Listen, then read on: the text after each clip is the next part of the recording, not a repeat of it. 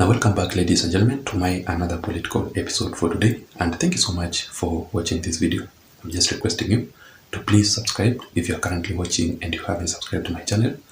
Give this video a like so that YouTube can automatically recommend this platform to reach out to others so that we can grow together. You can also press the notification bell down below so that you may be able to receive the notifications immediately I post a video on this channel. Otherwise, to my returning subscribers, I really want to appreciate you for your continued support. We are currently at 7,300 subscribers, and I don't take that support for granted. Our main target is to reach 10,000 subscribers even before the end of this year. So feel very much welcome as you watch this video.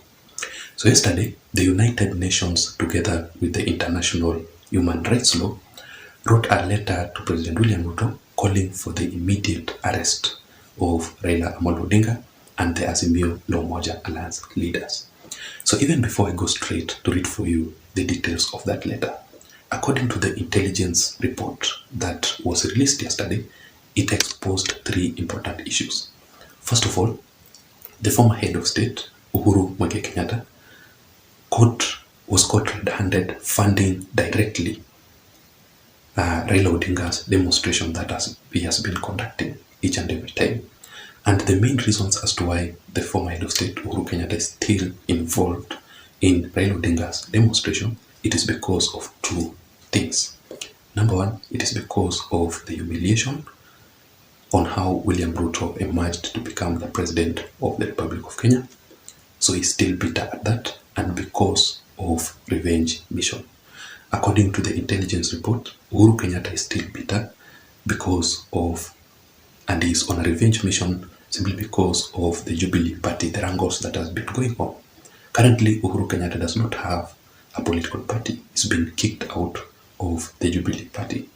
So he's thinking that William Samoei Ruto is involved in his Jubilee Party issues, not leadership tussles that has been going on for more than 7 months.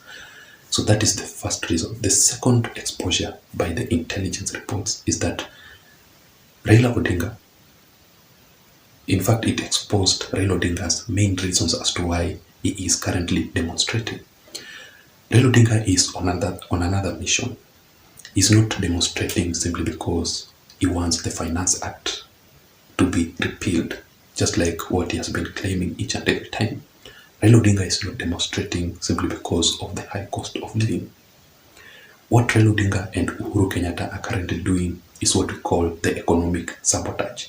Even if the Finance Act will be repealed, even if the high cost of living will reduce, which I personally believe that it will reduce in a few months to come, like 2 or 3 months to come, simply because the production by the farmers are being harvested. So even if all those issues, even if the servers will be opened for Raila Odinga, even if the IEBC officials will be reconstituted, like what Raila Odinga is demanding, Raila Odinga will still not stop with his demonstrations. So what he wants is to sabotage the economy, because if the economy will be on a better position, William Ruto will be able to achieve his development projects that he promised the people of the Republic of Kenya before the end of the 5 years. So what Raila Odinga will be doing is just to disrupt President William Ruto for the next 5 years, just to ensure that William Ruto does not achieve his political objective, so that at least when he goes for the campaigns in 2027, whether he will contest by himself or endorse somebody else, he will get something to present to Kenyans. You know, the reasons as to why William Ruto should not be elected back to office. So those are the kind of issues that the intelligence report actually exposed. And finally, it exposed that Raila Odinga is planning actually to postpone the demonstration rallies that he had promised next week on Wednesday, Thursday, and Friday, simply because of the fear.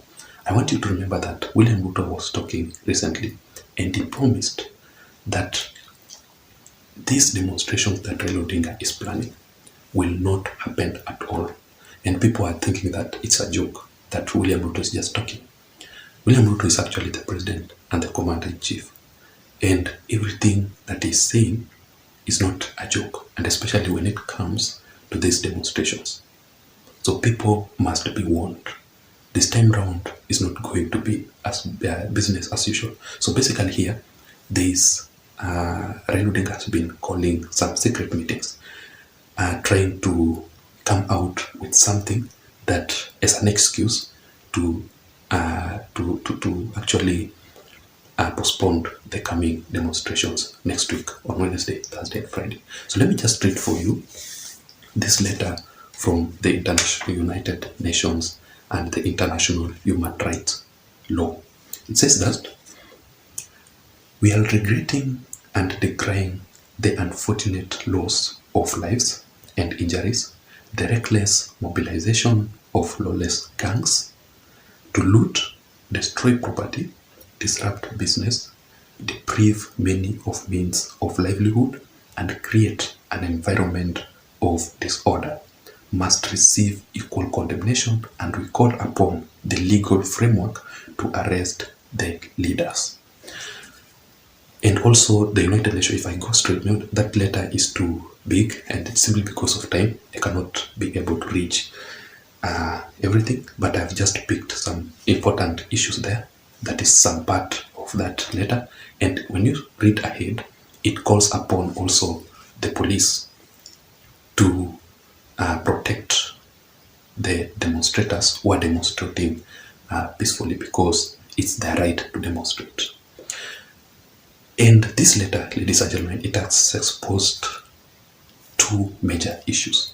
First of all, it has exposed that Raila Odinga has been having this reckless mobilization and gangs. No wonder when Raila Odinga is calling for these demonstrations, you must hear Raila Odinga complaining about his motor vehicle, about his convoy, about his security convoy. The reason as to why Raila Odinga is complaining about that, the shootout, that his car has been damaged, he goes ahead to tell us, to show us the bullets in his vehicle. But according to the sources, is that these people are actually Raila Odinga's people who are organized. They are very much organized, they are very much mobilized, and they know their duties. They must shoot Raila Odinga's car and damage that vehicle, but no one must not be injured.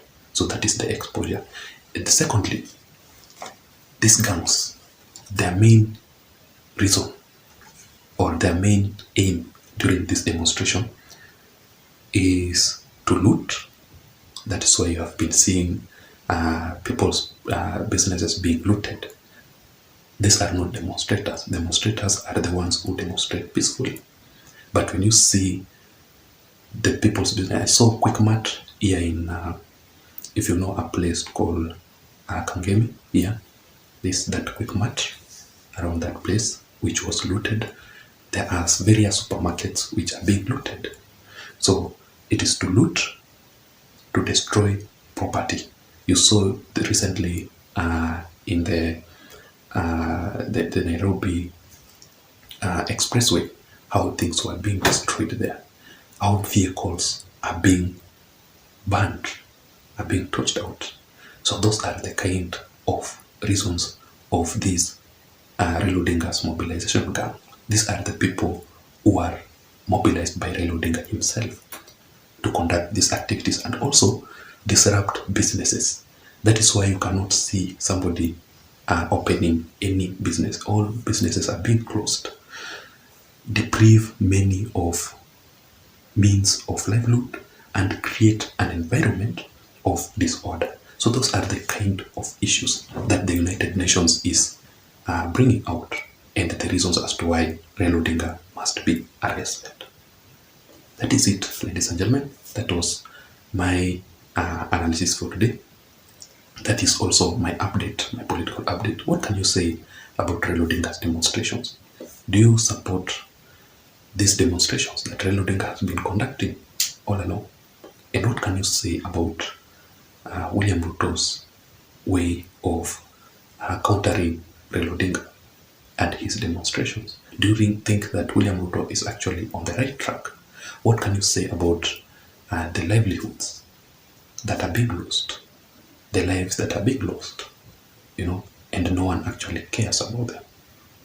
Let me hear your thoughts on the comment section below. Otherwise, I don't have much. Thank you so much for watching. Thank you so much for your support. I'll still do another video today, and I will upload it on this channel. So feel very much welcome as you watch, and please don't forget to subscribe to my channel. Until next time, my name is Jason. Bye bye.